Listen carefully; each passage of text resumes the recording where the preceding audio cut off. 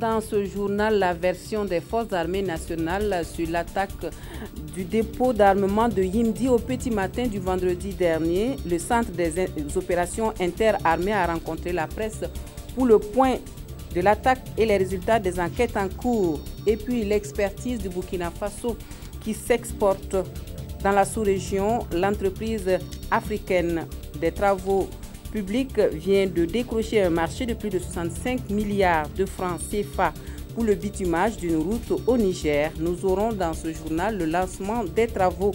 C'est le menu de cette édition de l'actualité. Bonjour à tous et merci à vous de vous joindre à nous pour le 13h15 de la télévision du Burkina. Et toutes nos excuses pour ce léger retard au démarrage. Les auteurs de l'attaque du magasin d'armement de Yimdi seraient des éléments de l'ex-régiment de sécurité présidentielle. 11 personnes ont été arrêtées à la suite des enquêtes toujours en cours. C'est ce que l'on retient de la conférence de presse animée hier par le Centre des opérations interarmées. Voici pour vous la version de l'armée donc sur cette attaque. C'est avec Moussa Ouedraogo et Olopoda. Un blessé du côté des hommes de garde et des Kalachnikov emportés. C'est le bilan de l'attaque du dépôt d'armement de Yimdi. Immédiatement, il y a un dispositif qui a été mis en place pour mener des recherches et des poursuites contre les auteurs de l'attaque. Cela a conduit à l'arrestation de 4 personnes qui sont en train d'être interrogées en ce moment par la gendarmerie. Dans la même lancée, nos unités déployées sur le terrain ont reçu des renseignements qui ont permis de localiser d'autres éléments. Alors qu'ils étaient dans une villa au quartier de Kuritanga, ils ont été cueillis par surprise sans avoir eu le temps d'opposer de résistance. L'opération a été menée hier nuit aux alentours de 19h. Le bilan fait état de 11 individus arrêtés, tous de l'ex-RSP. Un civil serait aussi arrêté. Je crois qu'à travers les différents communiqués, il a été annoncé que c'est plus ou moins un religieux. Pour justement connaître les vraies intentions de cet individu que nous avons retrouvé parmi eux. Donc lui, ses intentions restent à déterminer. D'autres assaillants sont toujours en fuite avec à leur possession des armes. Les photos et les identités justement des fugitifs doivent être dans vos boîtes email, n'est-ce pas, capitaine? Et justement, nous comptons sur votre contribution et votre soutien pour leur diffusion. Les enquêtes et les actions sont toujours en cours. Pour l'instant, il est difficile d'affirmer l'implication des forces extérieures, selon le conférencier qui rassure que le dispositif sécuritaire a été renforcé sur le site. Et en rapport à cette attaque et aux enquêtes en cours, l'état-major général des armées invite les populations à une franche collaboration pour mettre la main sur les assaillants en fuite. Les fuyards auraient trouvé refuge dans certaines localités telles Léo, Ipelcé, Saponé, comme Silga.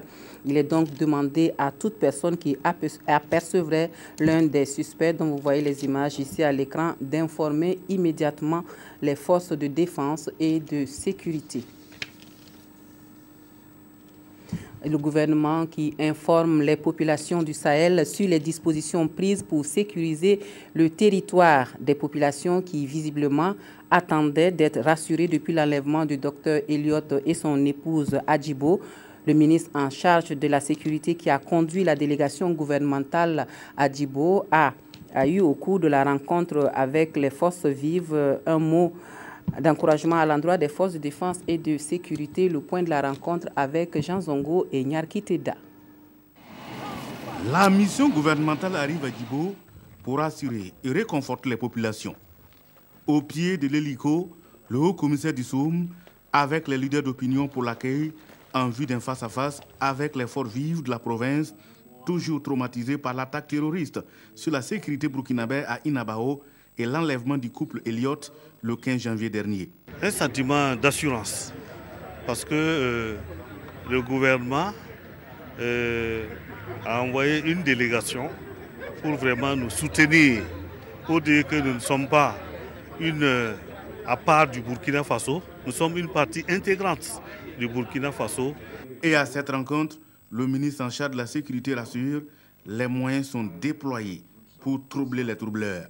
Nous sommes venus aussi pour rassurer les populations de Djibo que le président du Faso, en tant que ministre de la Défense, et le Premier ministre, chef du gouvernement, ont donné des instructions fermes aux forces de défense et de sécurité pour que toutes les dispositions soient prises sur toute l'étendue du territoire pour qu'ensemble, avec l'aide de la population, la contribution de la population du Burkina, nous puissions assurer la sécurité de tous les citoyens qui vivent ici au Burkina. Pour y arriver, la sécurité insiste sur la collaboration des populations.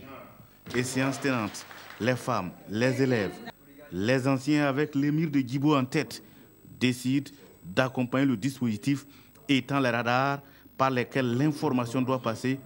Tout cela sous la coordination du collectif Je suis Elliott. C'est avec cette association nous comptons mener la lutte jusqu'à ce qu'on libère Elliott. Par les prières, par les renseignements aux autorités sécuritaires.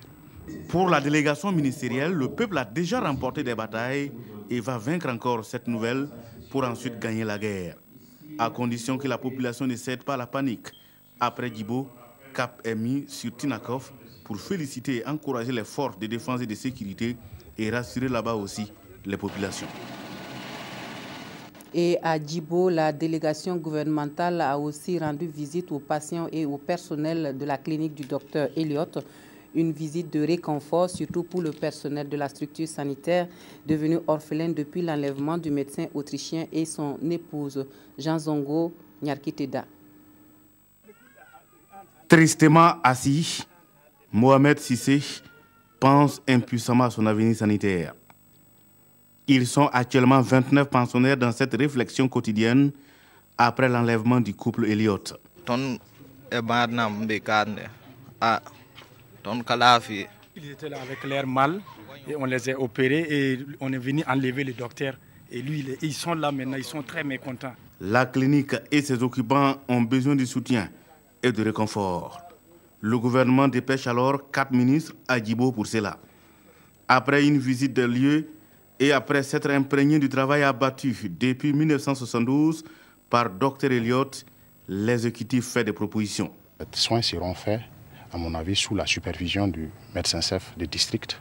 Le deuxième aspect, j'ai demandé à ce niveau au médecin-chef, qui est en train de faire le travail actuellement, de me faire le point exact sur ce personnel-là, quel type de personnel c'est, comment ils sont gérés en termes de rémunération, quels sont les qualificatifs, ainsi de suite, que nous essayons de voir comment est-ce que nous pouvons quand même avoir des mesures d'accompagnement et des mesures sociales pour réutiliser ce personnel, donc au niveau localement ici, au niveau du district sanitaire. En entendant la mise en œuvre effective de ces propositions, malades et personnels se sentent déjà soulagés. Ça nous honore beaucoup parce que vraiment, depuis l'enlèvement du docteur, nous ne savions quoi dire.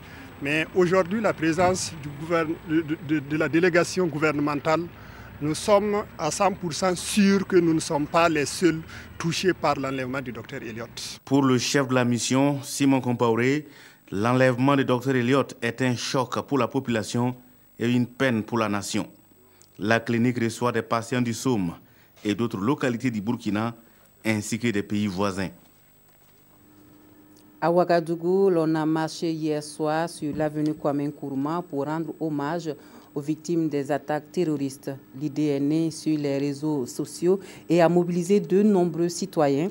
Les marcheurs ont déposé des bougies et des fleurs à côté du restaurant Café Cappuccino et de l'hôtel Splendide. La marche silencieuse est aussi un acte de solidarité avec les familles des victimes et un appel à la bravoure. Voici donc le constat avec Konsoum Koulibaly et Pascal Kané. C'est une marche citoyenne pour dire non au terrorisme. Il y a une semaine de cela, des hommes sont tombés sur cette avenue. Alors, spontanément, ils se sont donné rendez-vous ici pour leur rendre hommage et clamer haut et fort que le Burkina Faso n'est pas cela. Silencieusement, les cortèges ont parcouru environ 1 km pour déposer des bougies et des fleurs à côté du café Cappuccino et de l'hôtel Splendide. Puis, à travers poèmes, slams et danses chorégraphiques, les marcheurs en blanc ont montré que le Burkina Faso reste debout malgré tout.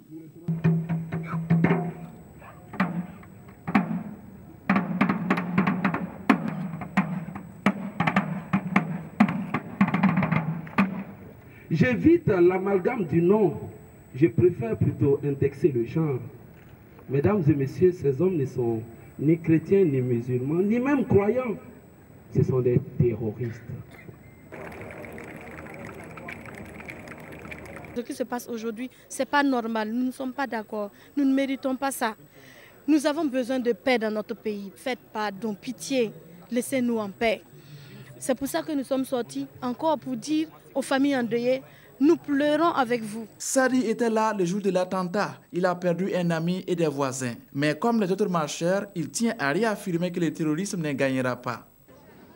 Un de nos collègues est mort. On est venu ici à cause de lui, à cause de nos voisins à Cappuccino, pour dire qu'ils ne peuvent jamais gagner. Comme un pied de nez aux terroristes, la manifestation s'est terminée par un partage de café pour dire que les Burkinabés continueront de boire du cappuccino.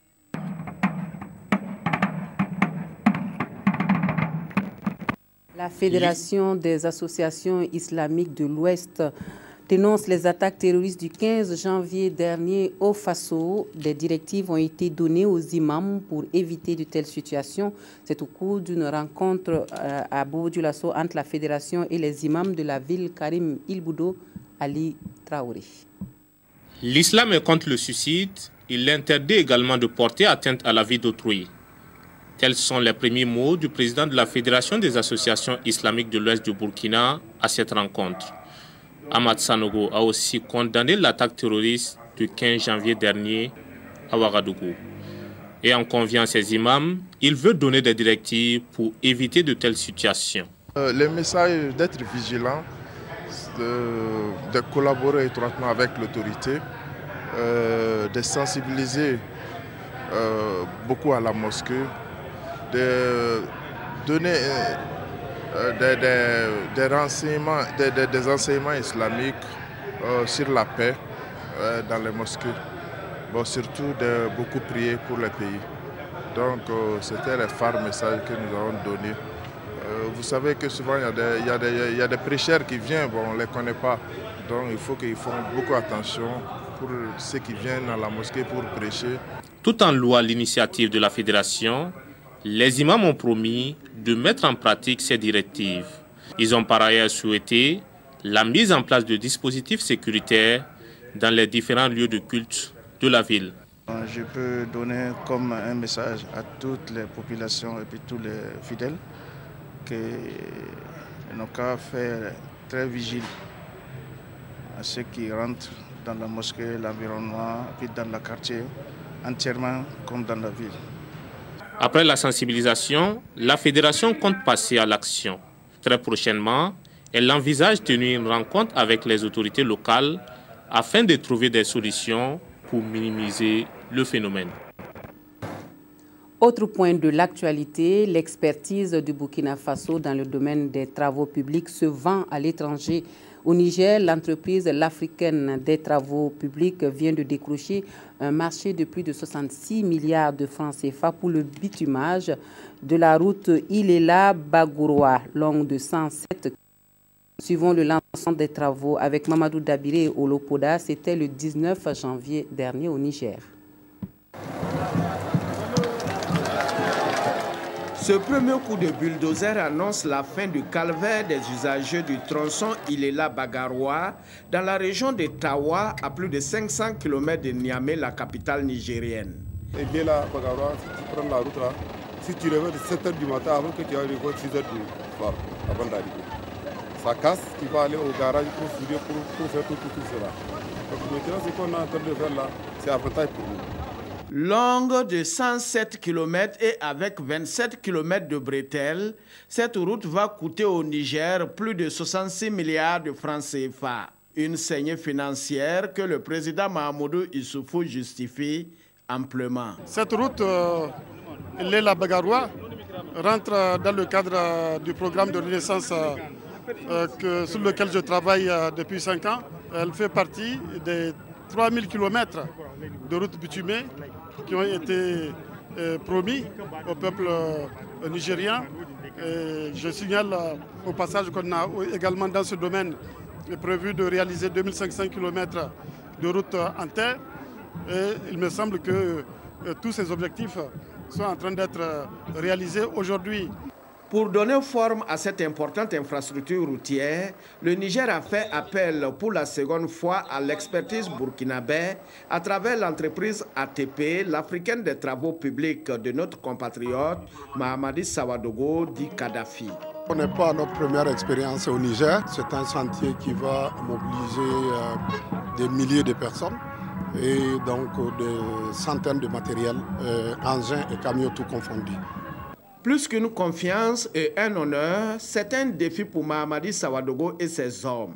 La logistique nécessaire est déjà sur place et avec l'engagement ferme de respecter les délais, l'entreprise promet d'offrir aux populations dans 36 mois un bitume en bicouche d'une largeur de 7 mètres avec des ouvrages d'art et d'assainissement selon les normes internationales. Et pour finir, je reprends pour vous cet appel de l'état-major général des armées qui invite les populations à une franche collaboration pour mettre la main sur les assaillants en fuite des fuyards. Donc ceux qui ont attaqué, il s'agit là de ceux qui auraient attaqué le dépôt d'armement de Yimdi au petit matin du vendredi dernier. Les fuyards auraient trouvé refuge dans certaines localités telles Léo, Ipelsé, Saponé, comme Siliga. Vous voyez donc des images ici à l'écran. Saponé, comme Siliga, Ipelsé et Léo. Il est donc demandé à toute personne qui apercevrait l'un de ces suspects donc d'informer immédiatement les forces de défense et de sécurité. Voilà pour l'actualité de cette mi-journée sur la télévision du Burkina. Merci à vous de nous avoir suivis. Je vous souhaite à tous et à toutes une excellente journée dominicale et une très bonne reprise de travail pour demain.